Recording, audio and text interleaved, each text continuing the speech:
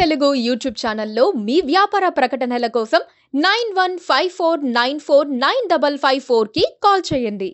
Hello everyone, welcome to KTV Telugu. Singareni బొగ్గు గనుల వేలాన్ని వ్యతిరేకిస్తూ గులాబీ పార్టీ కార్యాచరణకు రెడీ అవుతోందా? సింగరేణిలోని తమ కార్మిక సంఘాన్ని బీఆర్ఎస్ యాక్టివ్ చేయనుందా? చేయబోయే ఉద్యమంతో కోల్ బెల్ట్ అసెంబ్లీ నియోజకవర్గాల్లో గులాబీ పార్టీ తన పట్టును పెంచుకోగలుగుతుందా? సింగరేణిలో గులాబీ బాస్ వ్యూహం ఎలా ఉండబోతోంది? ఇంతకీ బొగ్గు కార్మికుల్లో బీఆర్ఎస్ పార్టీకి మళ్లీ పట్టు చిక్కుతుందా? దేశవ్యాప్తంగా బొగ్గు గనులను వేలం వేయాలన్న కేంద్రం నిర్ణయంతో తెలంగాణలో పాలిటిక్స్ వేడెక్కాయి.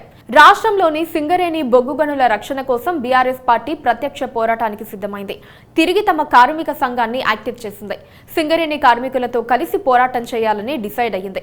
ఇప్పటికే బొగ్గు గనుల వేలంపై రాష్ట్రంలో బీఆర్ఎస్, కాంగ్రెస్, బీజేపీ పార్టీల మధ్య వార్ నడుస్తోంది. బొగ్గు గనుల వేలంపై బీజేపీ, కాంగ్రెస్ పార్టీలు ఏకమయ్యాయని బీఆర్ఎస్ ఆరోపిస్తోంది.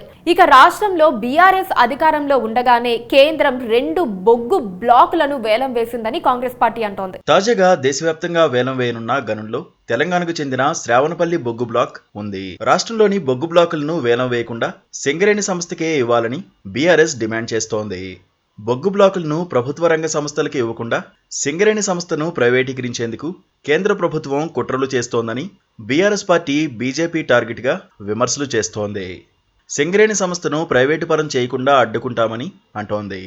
అందులో భాగంగానే తమ కార్మిక సంఘం భవిష్యత్తు కార్యాచరణ గురించి BRS party working president KTR సమావేశం నిర్వహించి సంఘ నేతలతో చర్చించారు.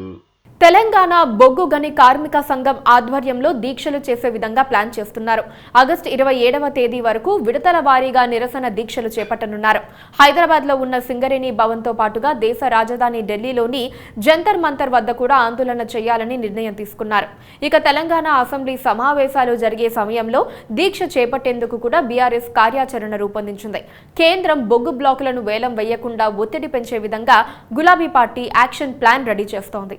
బీఆర్ఎస్ అధికారంలో ఉన్న సమయంలో తెలంగాణ బొగ్గుగని కార్మిక సంఘం గౌరవ అధ్యక్షురాలిగా ఎమ్మెల్సీ కవిత ఉన్నారు. సింగరేణికి జరిగిన గుర్తింపు సంఘం ఎన్నికల్లో 2 సార్లు తెలంగాణ బొగ్గుగని కార్మిక సంఘం గెలుపొందింది.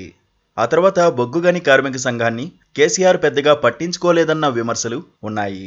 సింగరేణి కార్మిక సంఘానికి గౌరవ అధ్యక్షురాలిగా ఉన్న ఎమ్మెల్సీ కవిత రాజీనామా చేశారు.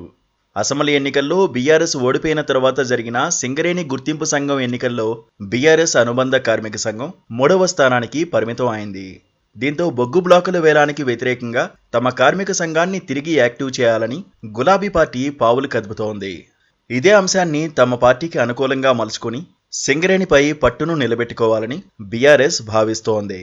రాష్ట్రంలో సింగరేణి కోల్ బెల్ట్ పరిధిలో 11 అసెంబ్లీ నియోజకవర్గాలు ఉండగా అసెంబ్లీ ఎన్నికల్లో అన్నిటిలోనూ బీఆర్ఎస్ ఓడిపోయింది.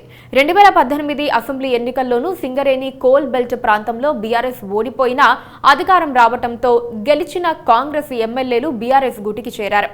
కోల్ బెల్ట్ నియోజకవర్గాల్లో గులాబీ పార్టీ తిరిగి బలోపేతం కావాలంటే బొగ్గు గనుల వేలం అంశంతో తిరిగి ప్రజల్లోకి వెళ్తేనే పార్టీకి మైలేజ్ వస్తుందని బీఆర్ఎస్ భావిస్తోంది.